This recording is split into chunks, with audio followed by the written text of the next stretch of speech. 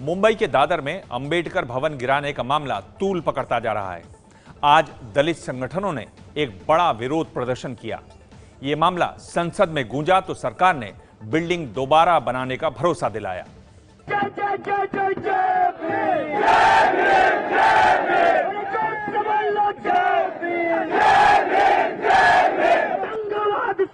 मुंबई में विरोध प्रदर्शन दादर में अंबेडकर भवन गिराए जाने के खिलाफ है। बिल्डिंग गिराओ, हम लेके रहेंगे आजादी। बारिश के बीच रैली की अगुवाई कर रहे ये हैं बाबा साहेब भीमराव अंबेडकर के पोते प्रकाश अंबेडकर। इस मार्च से देश भर से आए दलित संगठनों के अलावा जेएनयू छात्र संघ के अध्यक्ष कन्हैया और सीपीएम महासचिव सीताराम येचुरी भी शामिल हुए और महाराष्ट्र सरकार और केंद्र सरकार पर हमला बोला। ये कह रहे हैं कि ट्रस्टी का झगड़ा है, सही बात है। पार्लियामेंट में भी दो ग्रुप के बीच में झगड़ा होता है, क्या पार्लियामेंट को गिरा दोगे? ये मैं तुमसे पूछा। इतिहास मिटाने की साजिश है, हम इस इतिहास को मिटाने नहीं देंगे। मुंबई में सड़क पर लोग पसीना बहा रहे थे तो राज्यसभा में इस मुद्दे पर हंगामा हुआ। हमेशा जब भी कोई मंत्री जी बोलने के लिए बोलिए। क्योंकि बाबा साहब डॉक्टर बीएसपी अध्यक्ष मायावती ने इसे बाबा साहेब की विरासत को बर्बाद करने वाला कदम बताया।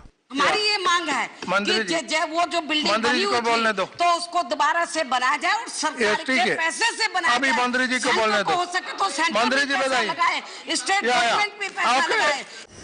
जून के आखिरी हफ्ते में दादर में बाबा साहेब अंबेडकर की इस बिल्डिंग को आनन फानन में गिरवा दिया गया।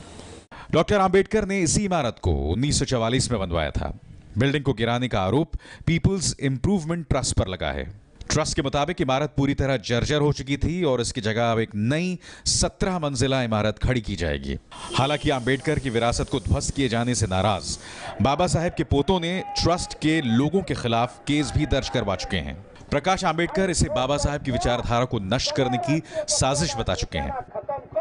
अंबेडकर भवन के बाहर इस समय बहुत बड़ी संख्या में बैनर्स और पोस्टर्स लगे हुए हैं, जिसके माध्यम से मौजूदा ट्रस्टियों पर कई सारे आरोप लगाए गए हैं। बहरहाल इस डिमोलिशन के खिलाफ और ट्रस्ट में कौन ट्रस्टी हो और कौन नहीं, इसे लेकर अलग अलग अथॉरिटीज के सामने शिकायतों का अंबार लगा हुआ है। तो ज्यादा अच्छा है हम अंबेडकर भवन पर हो रहे विरोध को बढ़ता देख केंद्रीय सामाजिक न्याय मंत्री थावरचंद गहलोत ने इसे ट्रस्टियों के बीच की लड़ाई करार दिया और दोषियों के खिलाफ कार्रवाई का भरोसा दिलाया है।